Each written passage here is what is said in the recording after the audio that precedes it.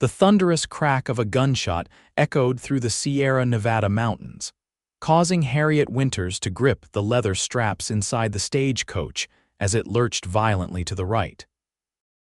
The year was 1869, and what should have been a routine journey from Sacramento to Independence, California had quickly become a nightmare. She braced herself against the wooden interior as another shot rang out, followed by the sickening snap of wood and the terrified cries of her fellow passengers. "Indians!" the driver shouted from above. "Paiute territory, hold on!"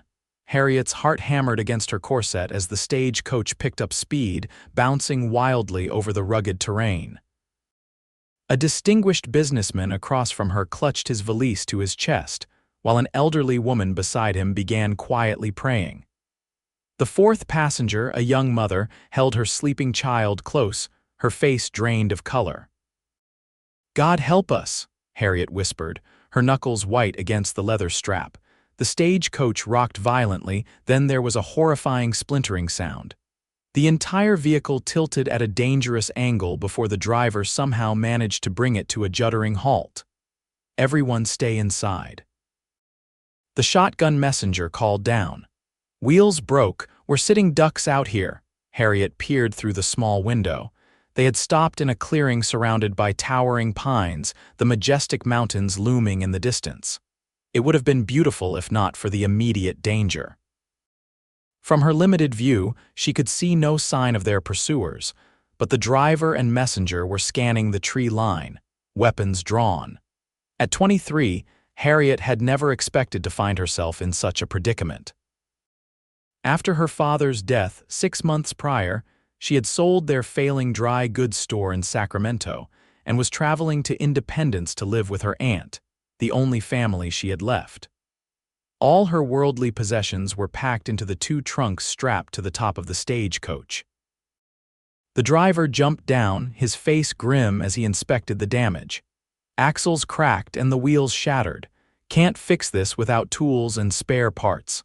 The shotgun messenger kept his weapon trained on the surrounding forest. Those shots weren't Paiute, sounded like Winchester rifles. "Probably road agents." "Bandits," the businessman hissed, his face paling further. The driver nodded. "They'll be circling back. We need to." He never finished his sentence. A bullet struck him in the shoulder, spinning him around before he collapsed to the ground. The shotgun messenger returned fire into the trees but was hit in the leg moments later. "Get down!" Harriet cried to her fellow passengers as bullets splintered the wooden sides of the coach. The young mother sobbed quietly, trying to shield her now screaming child.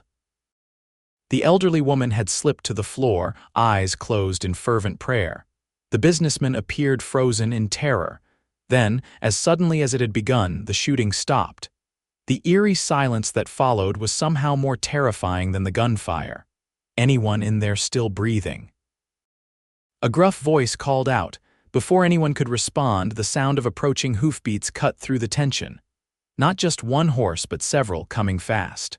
"Riders coming," one of the bandits shouted. More gunshots erupted, but they weren't aimed at the stagecoach anymore. Harriet risked a glance out the window and saw 3 riders charging toward them, firing at unseen targets in the trees. The bandits returned fire, but they were clearly outmatched. Within moments, the shooting stopped again, and the sound of retreating horses echoed through the clearing. "Hello, the coach," a deep voice called out. "Is everyone all right in there?" The door swung open, and Harriet found herself looking into the bluest eyes she had ever seen. They belonged to a man in his late 20s, his face partially shadowed by a wide-brimmed hat. Dust and sweat had carved lines in his tanned skin, but his gaze was clear and focused. "Madam," he said, offering his hand. "Name's Jake Yates. Looks like you folks could use some help." Harriet took his hand, feeling the rough calluses against her soft skin as he helped her down from the coach. "Harriet Winters," she replied, her voice steadier than she expected.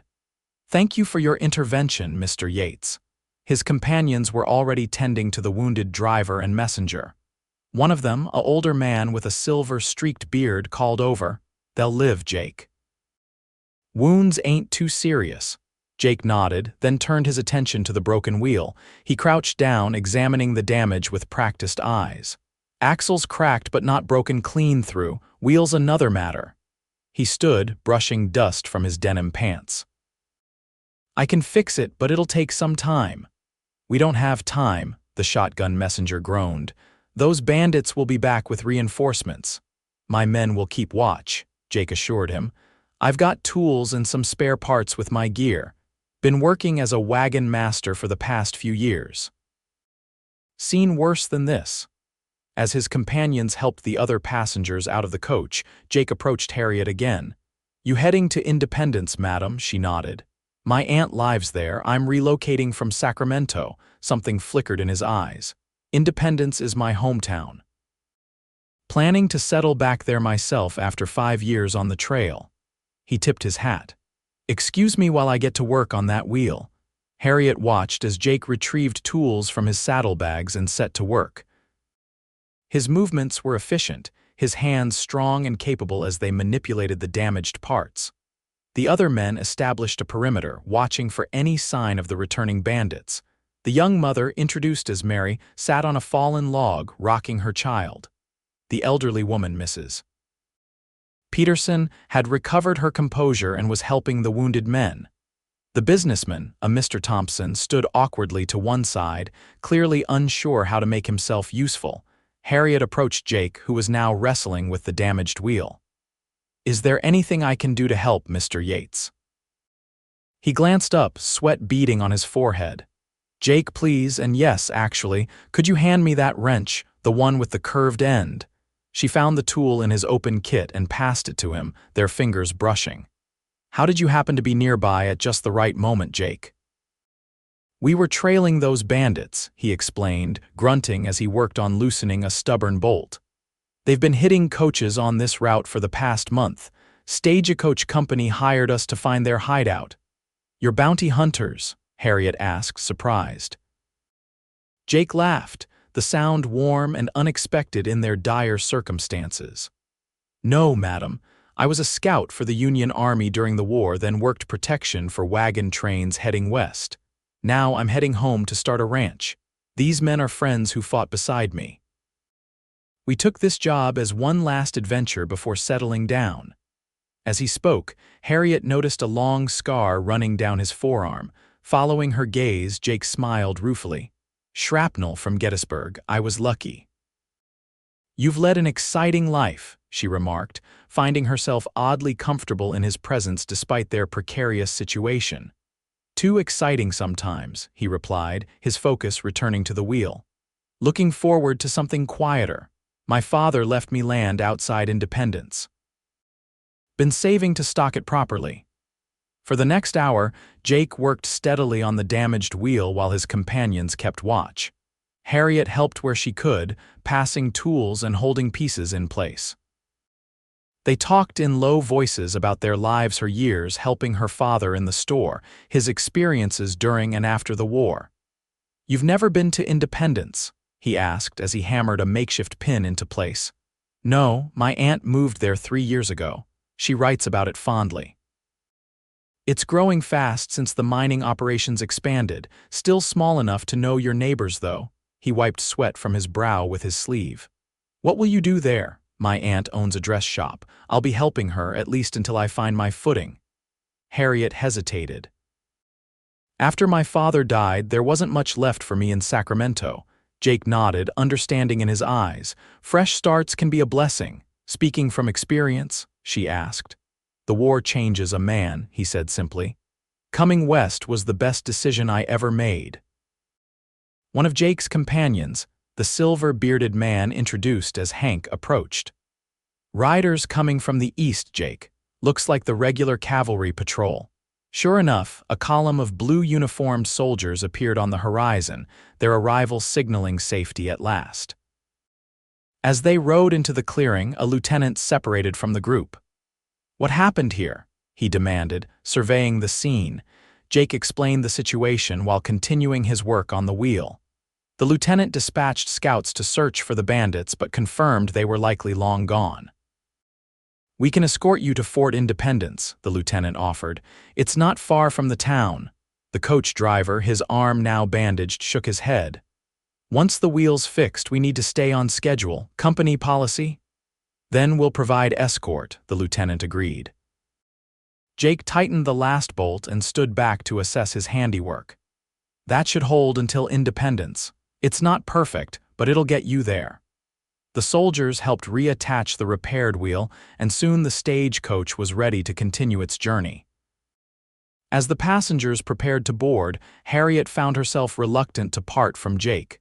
"Thank you for everything," she said, extending her hand. He took it, but instead of shaking it, he held it for a moment longer than necessary. "It was my pleasure, Miss Winters." The stagecoach driver, despite his injury, insisted on resuming his position. "We've lost enough time," he grumbled, climbing painfully onto the box. Jake watched him with concern, then made a decision. "I'll ride escort now," he announced. "Make sure you get to Independence safely." The lieutenant nodded approvingly. "Good idea. My men will accompany you to the fort." Harriet couldn't explain the relief she felt at Jake's declaration. As she settled back into the coach, she caught his eye through the window. He tipped his hat, a small smile playing at the corners of his mouth, before mounting his horse. The journey resumed, now with a military escort and Jake riding alongside. Harriet found herself watching him through the window, studying the straight set of his shoulders and the confident way he handled his mount. When he occasionally glanced toward the coach, she quickly looked away, a warmth rising to her cheeks that had nothing to do with the afternoon sun. They made camp that night by a small stream, the soldiers establishing a perimeter that allowed the passengers to rest easy for the first time since the attack. Harriet sat by the fire, a cup of coffee warming her hands as Jake approached. "May I?" he asked, gesturing to the space beside her on the fallen log.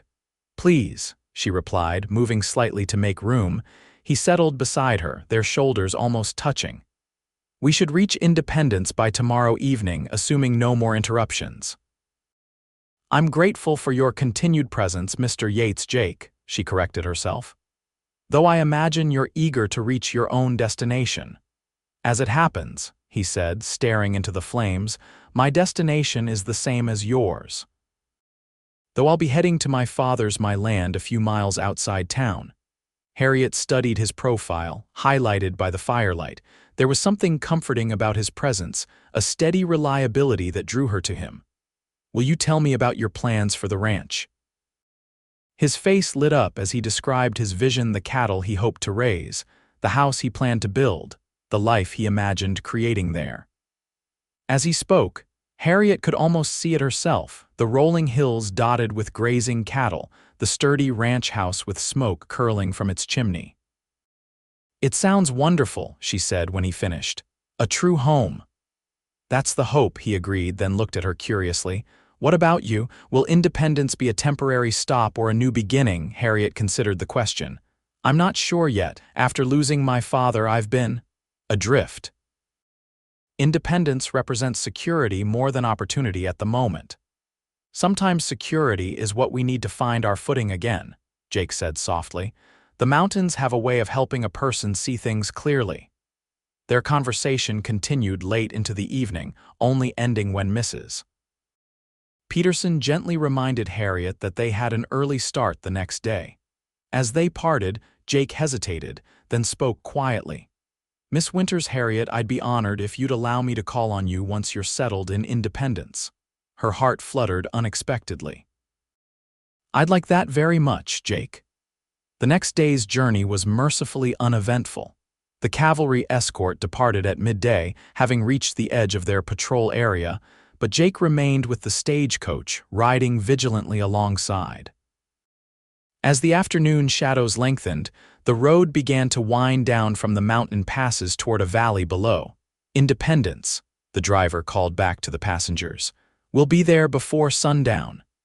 Harriet leaned forward eagerly, catching her first glimpse of her new home.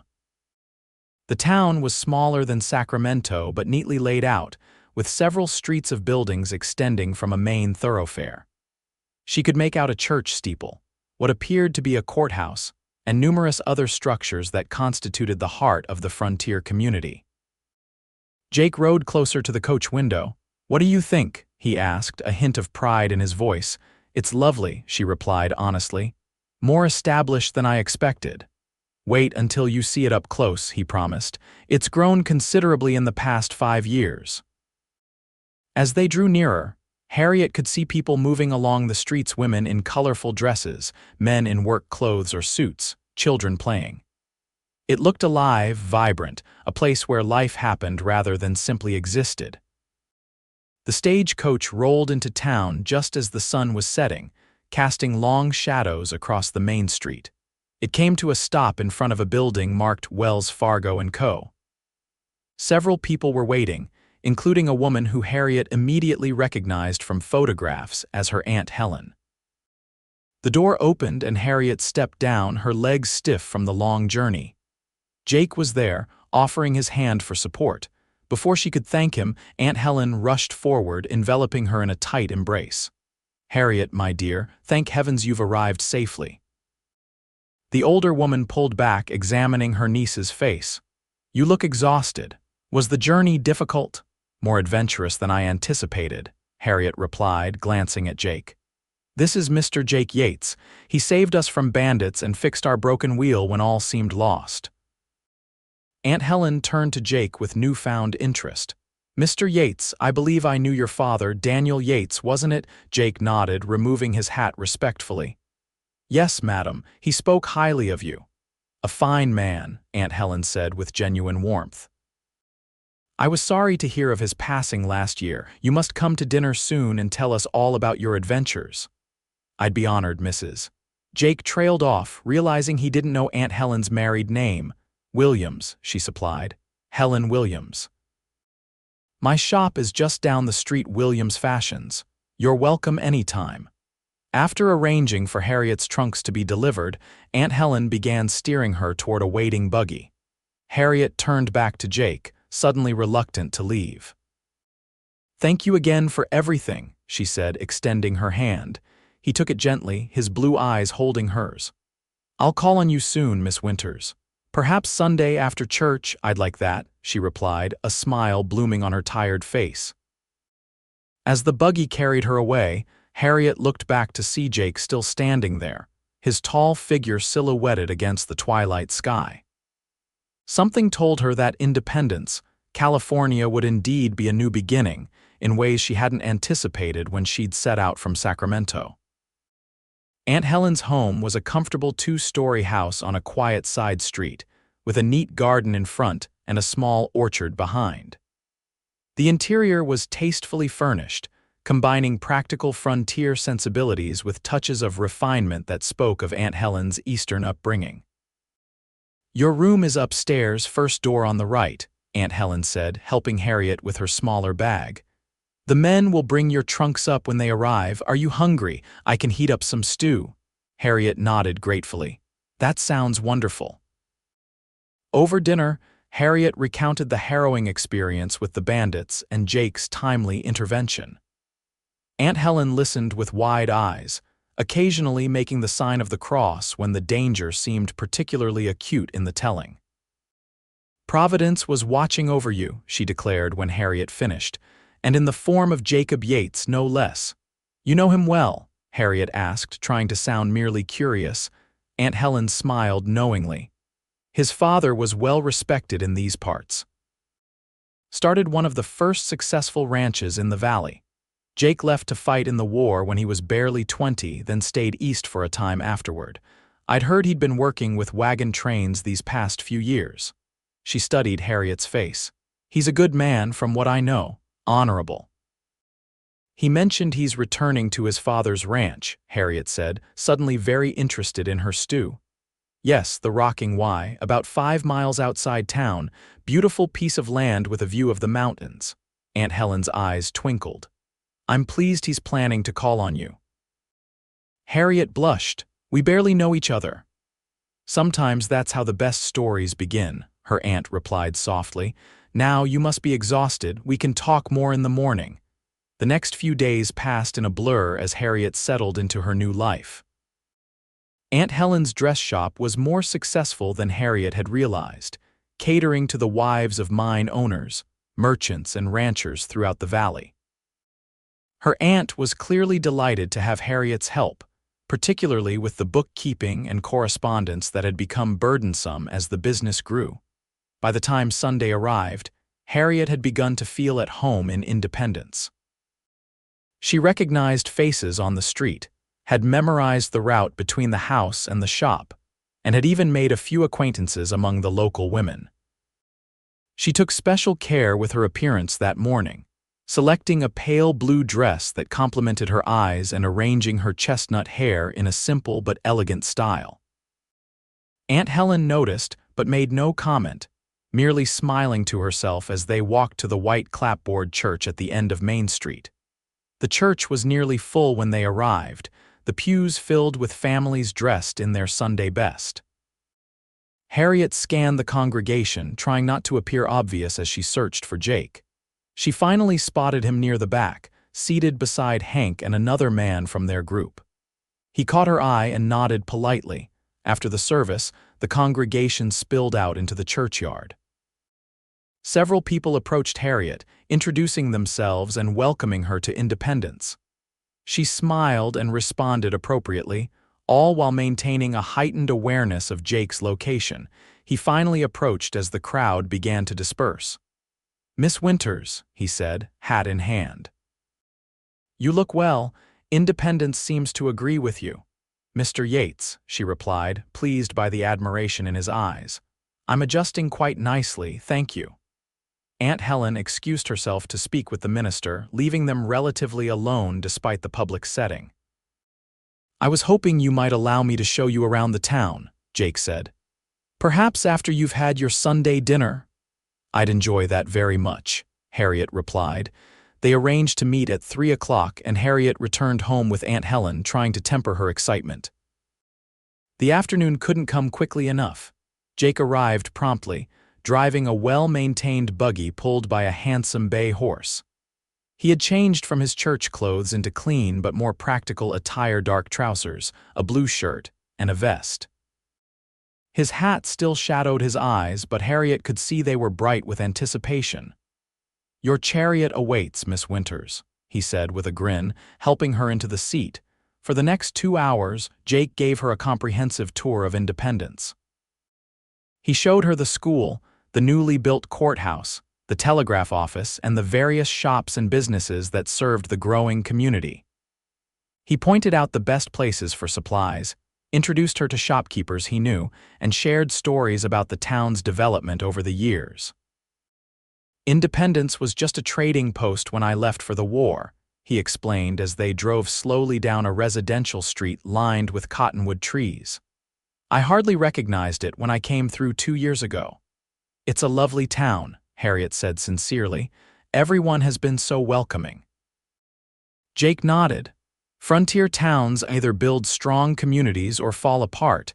Independence has always had good people at its core. He directed the horse toward the edge of town, where the buildings gave way to open landscape. "Would you like to see a bit of the countryside?" "It's beautiful this time of year." Harriet hesitated only briefly before nodding. It wasn't entirely proper to venture out alone with a man she barely knew, but Jake had proven himself honorable, and she trusted him implicitly. Besides, they wouldn't be going far and would return well before dark. The road wound through rolling hills dotted with wildflowers and occasional stands of pine. The mountains rose majestically in the distance, their peaks still capped with snow despite the summer warmth. Jake pointed out various ranches and homesteads as they passed, naming the families who lived there and occasionally sharing anecdotes about them. Finally, he guided the buggy onto a narrow track that led up a gentle slope. At the crest, he stopped and set the brake. "This is it," he said quietly. The rocking Y. Harriet caught her breath. Below them stretched a verdant valley, bisected by a winding creek that gleamed silver in the afternoon sun. Cattle grazed in fenced pastures, and in the distance, she could make out a cluster of buildings: a house, barn, and several outbuildings. "Jake, it's magnificent," she whispered. "My father chose well," he agreed. The water never runs dry, the grass is sweet, and the mountains protect us from the worst of the winter storms." He pointed to a flat area near the creek. "I'm planning to build a new house there. Something bigger with a proper kitchen and maybe even a parlor." "For your future family," Harriet said, suddenly aware of the implication.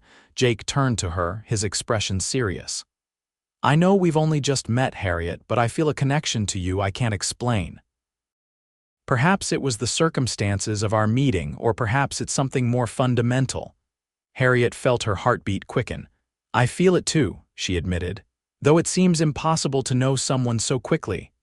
"Sometimes the heart knows what the mind hasn't figured out yet," he said softly. Then, seeming to catch himself, he added, "But I'm getting ahead of myself. I'd like the chance to court you properly if you're amenable." "I am," Harriet replied, her voice barely above a whisper. Jake's smile was radiant. "Then let's start with this view. It's my favorite place on the entire ranch." They sat in companionable silence for a time, watching the play of light and shadow across the valley as the sun began its descent toward the western horizon. When Jake finally turned the buggy around to head back to town, Harriet felt a curious mix of emotions: excitement for what might develop between them, and a strange sense of homecoming, as if she'd found a place she belonged after years of searching. The next few weeks established a pattern. Jake would call on Harriet every Sunday after church, taking her for drives or walks around Independence. Sometimes they attended community gatherings, a barn raising, a town social, or a picnic by the river. Other times, they simply enjoyed each other's company, talking for hours about their lives, hopes, and dreams. During the week, Harriet worked alongside Aunt Helen in the dress shop, learning the business while also making connections within the community. She discovered she had a talent for design, suggesting modifications to patterns that delighted their customers. Aunt Helen began to rely on her more and more, especially as a rheumatic condition in her hands made detailed sewing increasingly difficult. Jake, meanwhile, threw himself into revitalizing the rocking Y. He hired hands to help repair fences and outbuildings, purchased additional breeding stock, and began work on the foundation for the new house. He rode into town at least twice a week for supplies, always making time to stop by the dress shop to see Harriet, even if only for a few minutes. One Wednesday afternoon, in late August, Jake arrived at the shop looking particularly pleased with himself. "Miss Winters," he said formally, though his eyes danced with suppressed excitement, "I was wondering if you and your aunt might honor me with your presence at dinner this Saturday, at the ranch." Harriet glanced at Aunt Helen, who nodded encouragingly. "We'd be delighted, Mr. Yates," she replied, matching his formal tone while fighting a smile. "Excellent. I'll send a buggy for you at 4 o'clock. The house isn't much to look at yet, but Hank is a surprisingly good cook." After he left, Aunt Helen approached Harriet with a knowing look. "I believe, my dear, that we should find something special for you to wear on Saturday." The appointed day arrived clear and warm. Jake had sent not just any buggy, but a newly painted one with cushioned seats, driven by one of his ranch hands who was dressed in his Sunday best. Aunt Helen and Harriet wore their finest dresses, and Harriet carried a freshly baked apple pie, made from the fruit of Aunt Helen's orchard. As they approached the rocking Y, Harriet could see evidence of Jake's hard work everywhere. Fences were mended, the barn had a fresh coat of paint, and a foundation of stone marked where the new house would stand. The existing house, a modest but solid log structure, had been spruced up with window boxes filled with wildflowers and a newly built porch across the front.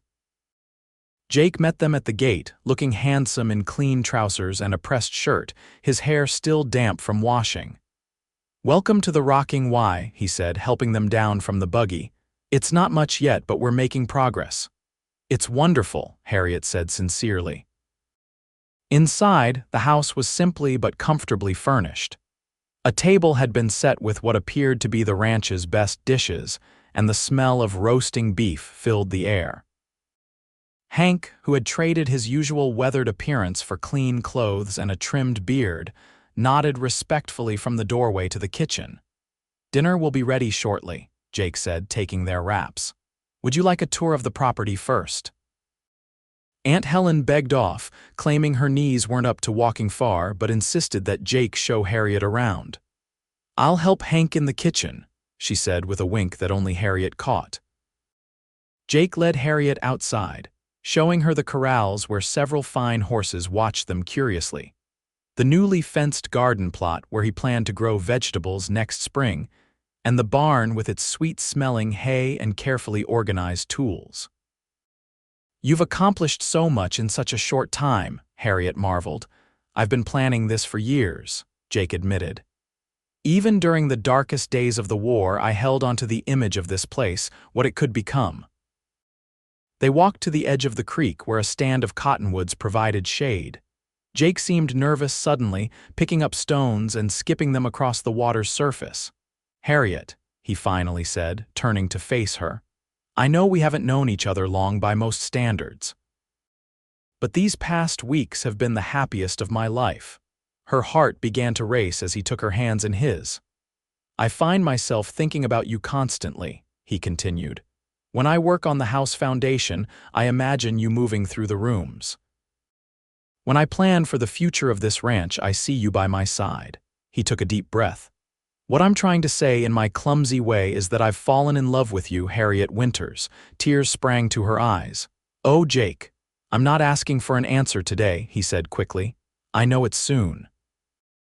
I just wanted you to know how I feel and that my intentions are honorable. I want to court you properly, and when you're ready, if you ever feel the same way, I want to make a life with you, here on the Rocking Y." Harriet squeezed his hands. "Jake Yates, I think I started falling in love with you the moment you opened that Stagecoach door and offered me your hand. Every day since has only confirmed what my heart knew immediately." His face lit up with joy. "Truly, truly," she whispered. He pulled her gently into his arms, and their lips met in a kiss that was both tender and promising, a seal on words spoken and a glimpse of a shared future. When they finally parted, both were smiling, their eyes bright with emotion. "We should get back," Jake said reluctantly. "Hank will overcook the beef." They walked back to the house hand in hand, both aware that their lives had fundamentally changed. Dinner was a joyous affair, with Hank and Aunt Helen exchanging knowing glances as Jake and Harriet could barely take their eyes off each other. The food was indeed excellent: roast beef, potatoes with herbs, fresh bread, and garden vegetables, followed by Harriet's apple pie. As they were preparing to leave, Jake pulled Aunt Helen aside while Harriet gathered their wraps. Harriet couldn't hear what was said, but her aunt's face softened with emotion before she nodded and patted Jake's arm affectionately. The ride back to town was filled with comfortable silence and occasional shared glances. Aunt Helen tactfully dozed against the side of the buggy, giving them some semblance of privacy. "I spoke with your aunt," Jake said softly. "Asked for her blessing to court you formally. She gave it." Harriet smiled. "She's been hoping for this since the day we arrived in Independence." "Smart woman," Jake replied, reaching for her hand. "Will you come to the ranch again next Saturday? I'd like to show you more of the land." "I'd love to," Harriet said, squeezing his hand. "Perhaps we could bring a picnic." The next few months passed in a whirlwind of activity and deepening emotion. Jake courted Harriet with respectful diligence, calling on her regularly and escorting her to various town functions. They became a recognized couple in Independence, their story of meeting during the bandit attack becoming something of a local legend. Harriet continued working at the dress shop, which was thriving under her and Aunt Helen's combined talents. She began setting aside money for her future, though she never spoke of it directly to Jake. Their understanding was clear between them, but both felt the need to take time to be certain. As autumn painted the landscape in golds and reds, Jake made significant progress on the new house. The foundation was completed, and the frame began to rise against the backdrop of mountains. Whenever Harriet visited the ranch, Jake would show her the latest developments, often asking for her opinion on various aspects of the design. "The parlor windows will face the mountains," he explained one crisp October afternoon as they stood amid the wooden skeleton of what would someday be their home. "And the kitchen will have a view of the creek." "It's going to be beautiful," Harriet said, imagining children running through the rooms and meals shared around a long table. Jake seemed to read her thoughts. "I'm building it for a family," he said quietly. "Our family, I hope." Their kisses had grown more passionate over the weeks, though they were always careful to maintain propriety. Both were aware of the expectations of their community and the respect due to Aunt Helen, who had become something of a chaperone for their relationship. As winter approached, Jake became increasingly busy preparing the ranch for the harsh mountain weather. Hay had to be stored, livestock moved to sheltered pastures, and the existing house weatherproofed. Construction on the new house slowed with the understanding that it would resume in spring. Despite his workload, Jake made time to see Harriet at least twice a week, often arriving in town with bits of news about the ranch or small gifts, a wildflower pressed between pages of a book, a wooden hairpin he had carved by lamplight, once even a kitten from a litter born in the barn. By Christmas, everyone in Independence assumed an engagement announcement was imminent. Harriet herself began to wonder when Jake would formally propose, though she was content with the steady progression of their relationship. The holiday brought a welcome respite from work. Aunt Helen closed the shop for a week, and Jake left the ranch in Hank's capable hands to spend Christmas Day with Harriet and her aunt. They exchanged modest gifts, a hand-knitted scarf from Harriet to Jake, a beautiful leather-bound journal from Jake to Harriet, and various small items between the three of them and Hank, who joined them for Christmas dinner. After the meal, while Aunt Helen and Hank were engaged in conversation about the best way to preserve summer vegetables, Jake drew Harriet into the small parlor. "I have one more gift for you," he said softly, reaching into his pocket. Harriet's heart began to race as he withdrew a small velvet pouch. From it, he produced a ring, a simple gold band set with a small, perfect diamond that caught the firelight. "It was my mother's," Jake explained, his voice thick with emotion. "My father gave it to me before he died, said I should give it to the woman who captured my heart as completely as my mother captured his." He took her hand gently. "Harriet Winters, would you do me the extraordinary honor of becoming my wife?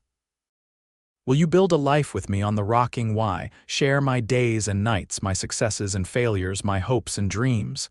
Tears filled Harriet's eyes as she nodded, too overcome to speak immediately. Finally, she managed to whisper, "Yes, Jake.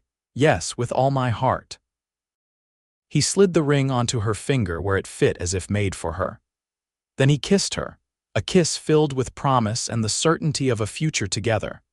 When they returned to the dining room, hand in hand with the ring gleaming on Harriet's finger, both Aunt Helen and Hank broke into wide smiles. "Finally," Hank exclaimed, slapping the table in satisfaction. "I was beginning to think I'd have to drop hints the size of boulders." Aunt Helen's eyes shimmered with happy tears. "I couldn't have wished for a better match," she said, embracing them both. "When shall the wedding be?" Jake looked to Harriet. "Spring," he suggested. "By then, the worst of winter will be past and the new house should have a roof at least." "April," Harriet decided, "when the wildflowers begin to bloom." News of their engagement spread quickly through Independence. The following Sunday, the minister announced it from the pulpit, and well-wishers surrounded them after the service. Harriet was touched by how genuinely happy everyone seemed for them. The winter months passed in a flurry of wedding preparations and continued work whenever weather permitted. Harriet began working on her trousseau, sewing linens and clothing for her new life as a rancher's wife. Jake, meanwhile, focused on completing as much of the house as possible, working through cold and occasional snow to ensure it would be ready by spring. In February, a severe blizzard struck the region, isolating the ranch for nearly 2 weeks. Harriet worried constantly until Jake managed to make it into town, looking exhausted but relieved to find her and Aunt Helen safe. "Lost 2 calves," he reported grimly, "but the rest of the stock weathered it well." The new barn roof held, thank God. March brought the first signs of spring snowmelt swelling the creek, green shoots pushing through the soil, and longer, warmer days that allowed construction to resume in earnest. Jake hired additional workers to speed the process, determined that the house would be ready for his bride. As April approached, Harriet found herself increasingly caught between excitement and nervousness. Marriage was a momentous step, and despite her certainty about Jake, she couldn't help but wonder about the challenges of life on a ranch. Aunt Helen sensed her niece's occasional anxiety. "Marriage is always a leap of faith, my dear," she said one evening as they worked on Harriet's wedding dress. "But when you find a good man who loves you truly, it's the easiest leap you'll ever make."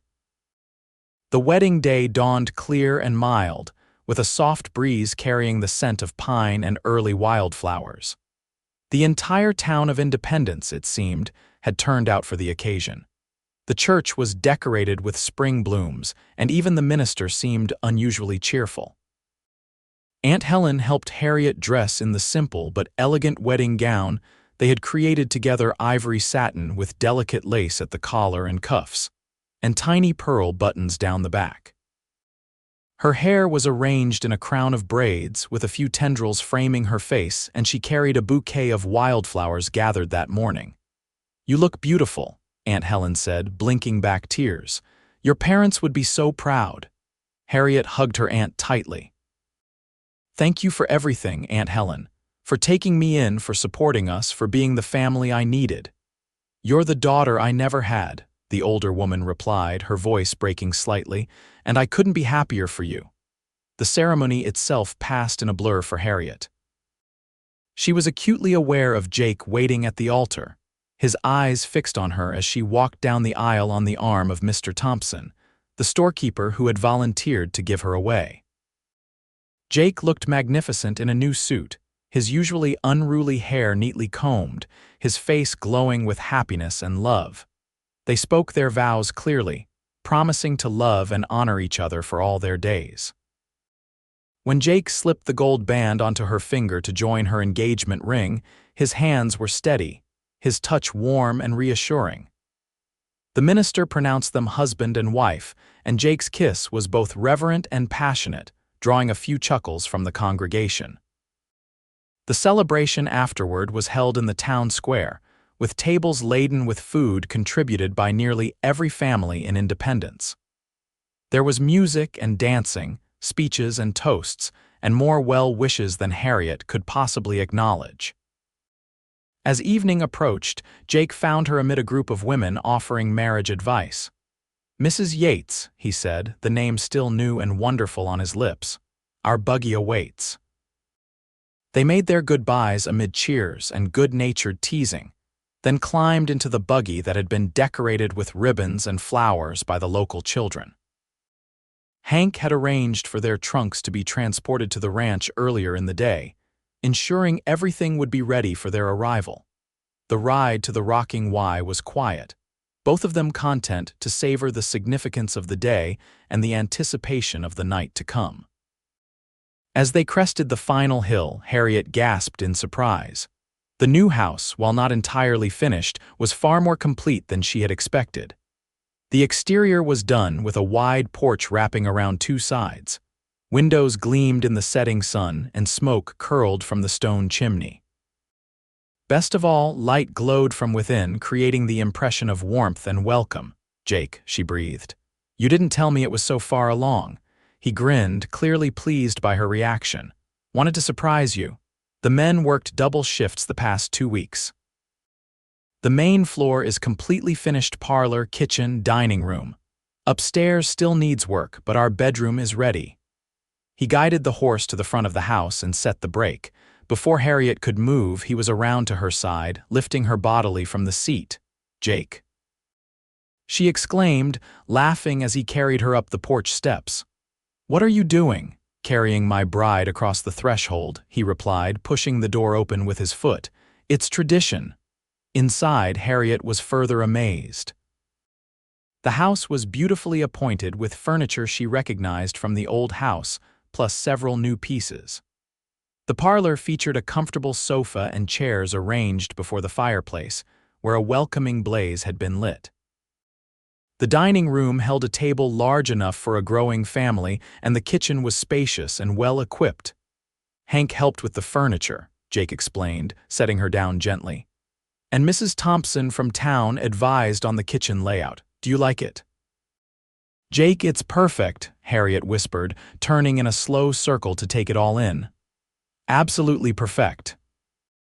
He took her hand, leading her through each room, pointing out features he thought she'd appreciate: the built-in bookshelves in the parlor, the large windows that captured both morning and evening light, the pantry designed for efficient storage. Finally, he led her upstairs to their bedroom. It was simply but beautifully furnished with a large 4-poster bed, a dressing table with mirror, and a chest of drawers. Fresh flowers stood in a vase by the window, which offered a stunning view of the mountains in the distance. "This is our home, Harriet," Jake said softly, drawing her into his arms. "Our beginning." Their first night as husband and wife was everything Harriet had hoped for: tender, passionate, and filled with discoveries about each other that could only come with complete intimacy. Jake was a considerate and attentive lover, and by morning, Harriet felt truly and completely his wife in every sense. The following days established the rhythm of their new life together. Jake would rise early to work with the ranch hands, while Harriet learned the routines of managing a ranch household. She discovered she enjoyed cooking on the large cast iron stove, though her first attempts at bread were less than successful. Jake ate it anyway, declaring it character-building. Aunt Helen visited often, bringing wedding gifts that continued to arrive from townspeople, and offering advice on everything from removing stains to preserving meat for winter. She seemed to flourish in her role as advisor to the newlyweds, and it was clear the ranch was becoming a second home to her. As spring gave way to summer, Harriet and Jake settled into a comfortable routine. The house continued to take shape around them, with each completed room adding to their satisfaction. They worked hard during the day, Jake with the cattle and land, Harriet with the household and garden, and spent their evenings together, talking, reading, or simply enjoying each other's presence. Harriet still helped at the dress shop one day a week, maintaining her connection to town and giving Aunt Helen much-needed assistance. Jake used these days to handle business in independence, coordinating their schedules so they could return to the ranch together. Their love deepened with each passing day, moving beyond the initial excitement of courtship into something more solid and enduring. They discovered each other's strengths and weaknesses, learned when to offer support and when to give space, and built a partnership that enhanced both their lives. In late summer, as the first anniversary of their meeting approached, Harriet began to suspect she was pregnant. She waited until she was certain before sharing the news with Jake one evening as they sat on the porch watching the sunset. "I have something to tell you," she said, her hand finding his. He turned to her, his expression curious. "What is it, love?" "The family we've been planning," she began, a smile spreading across her face. "It seems it's starting sooner than we expected. I'm going to have a baby, Jake." In early spring, his face transformed with joy and wonder. "A baby, you're sure?" she nodded. "Almost 3 months along by my calculations." Jake pulled her into his arms, his eyes shining with tears. "Harriet Yates, you continue to make me the happiest man alive." The news of the impending addition to their family added fresh urgency to completing the house. Jake focused on finishing the room that would become the nursery, adjacent to their bedroom. Harriet began sewing baby clothes and blankets, often working alongside Aunt Helen, who was ecstatic about becoming a great aunt. The winter was milder than the previous year, allowing work to continue with minimal interruption. By Christmas, the house was essentially complete, with only minor details remaining. They celebrated the holiday with Aunt Helen, Hank, and several of the ranch hands, filling the dining room with laughter and good cheer. As Harriet's pregnancy progressed, her thoughts often returned to the remarkable chain of events that had brought her and Jake together. If that wheel hadn't broken, she mused one evening as they sat before the fire, her hand resting on her swelling abdomen, if you hadn't been tracking those bandits at that exact moment. Jake smiled, covering her hand with his own. I believe we would have found each other somehow. Perhaps in town or at a church social, some souls are meant to connect. Such a romantic, she teased, leaning into him. Only with you, he replied, kissing the top of her head. Always with you. Their son, Daniel Henry Yates, was born on a clear April morning in 1871, almost exactly a year after their wedding. He came into the world with a lusty cry, sporting a thatch of dark hair and his father's blue eyes. The birth was uncomplicated, with Aunt Helen and the town's midwife attending to Harriet while Jake paced nervously downstairs. When Jake was finally allowed to see them, his face reflected such profound emotion that Harriet felt tears spring to her own eyes. He approached the bed cautiously as if afraid they might disappear, then sat gently beside her, reaching out to touch his son's tiny hand with one finger. He's perfect, Jake whispered, his voice choked. You both are. Life adjusted once again to accommodate their new addition. Daniel was a good-natured baby who quickly became the center of their world. Jake proved to be a natural father, as comfortable cradling his son as he was handling a spirited horse. He would carry Daniel around the ranch, showing him the animals and talking to him about the land that would someday be his. Harriet found motherhood both more challenging and more rewarding than she had anticipated. The sleepless nights and constant demands of an infant were offset by the indescribable joy of watching her child grow and develop. She discovered reserves of patience and strength she hadn't known she possessed. As Daniel grew from infant to toddler, the rocking Y continued to prosper. Jake's careful management and hard work paid off in increased herds and productive land. They were able to hire additional hands, allowing Jake more time with his family. Harriet established a reputation for hospitality, making the ranch a place where neighbors and friends were always welcome. Aunt Helen became a regular presence in their lives, visiting at least weekly to dote on her great-nephew and share in the family's happiness. She continued to run the dress shop, though she had hired an assistant to handle the more demanding sewing tasks. 3 years after Daniel's birth, Harriet gave birth to twin girls Elizabeth Helen and Mary Catherine. The household expanded to accommodate the growing family, with a nursemaid hired to help Harriet manage the demands of 3 young children. Jake took immense pride in his brood, often standing in the doorway of the nursery just watching them sleep. Did you ever imagine this, he asked Harriet one evening, when you set out from Sacramento? This life, these children, this home? She leaned against him, secure in the circle of his arms. Never. I hoped for security, perhaps a measure of happiness. I never dreamed of such abundance. That broken wheel, Jake murmured against her hair. Best thing that ever happened to me. To us, Harriet corrected, turning in his arms to kiss him. To us. As the years passed, the story of their meeting became a favorite among their children. Tell us about the bandits, Papa, they would beg, gathered around the fireplace on winter evenings. Tell us how you fixed the wheel and saved Mama. And Jake would oblige, embellishing slightly for effect, but always ending with the same words. And that's how I knew your mother was the bravest, most beautiful woman in the West, and why I said those words that changed my life forever. I'll ride Escort now.